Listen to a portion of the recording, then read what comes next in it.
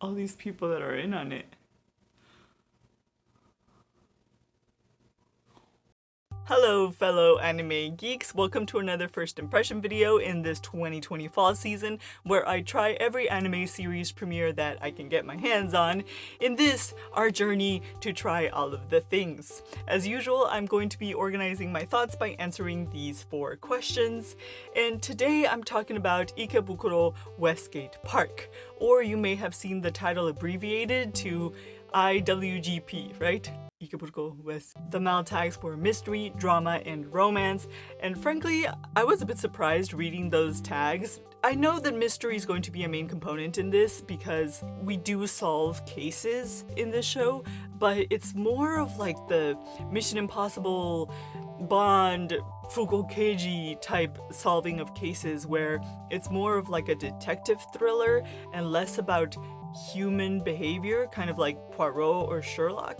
So yeah, mystery, but kind of not what you would think of if someone tells you, hey, it's a mystery. Also, I didn't see any allusion to romance. Maybe it's going to be an auxiliary plot line later down the line, but for now, I'm going to say that the genre is a vigilante crime-fighting thriller. It kind of reminded me of Bungo Stray Dogs, but without the magic and without the kind of Fujoshi fan servicey vibe that I got from that one and eventually quit that show for.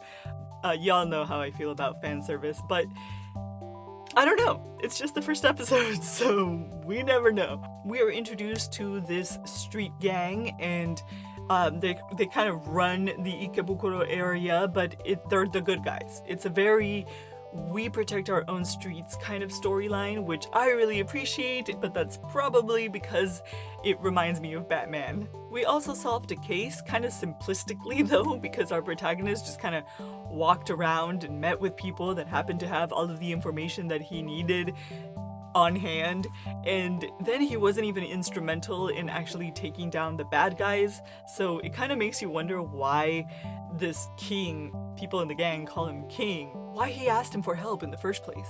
But it was just the first episode, and we did accomplish some things narratively, like introducing our main cast, introducing the world that they live in, and it's clear that these main players in the story are all friends and they have some sort of childhood history that links them. You know, they know the chief of police, and they clearly have a calling to protect their town. This is based on a novel that I have not read, so I'm not sure if this anime adaptation is going to go the more episodic route and kind of solve individual cases each episode, or if it's going to focus more on a gang rivalry like we saw in the intro to this anime. And also, they did allude to, in this first episode, a larger evil entity by saying like, watch out, these people might have a bigger backing. So it looks like it's being set up for a big, not as funny red versus blue. I don't know if anything struck me as unique in this. I like the more grown-up art, I like the darker mood, I like the mystery action mixture, but I don't know if any of those things are original to this show.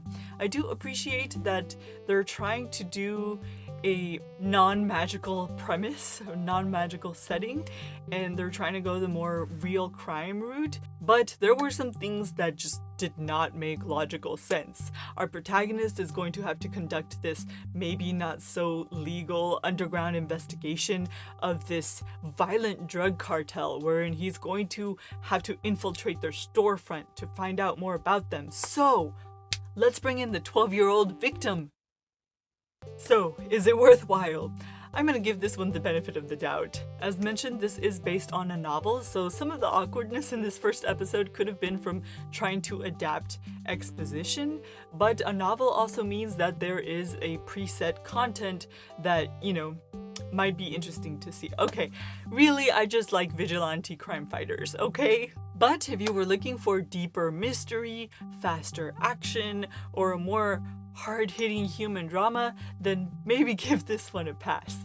And on that note, I'll catch you in the next video. Freaking 12-year-old wants to go into a drug den. Yeah, freaking, why are you taking the 12-year-old? That's why you don't take the 12-year-old. Let's bring in the 12-year-old victim. But that doesn't make sense, and we need a proper chase sequence to kind of add some action to this plotline. It's okay, we're gonna have her pick up a bottle and then like chuck it at someone's face, so then they have to be all, oh no, run!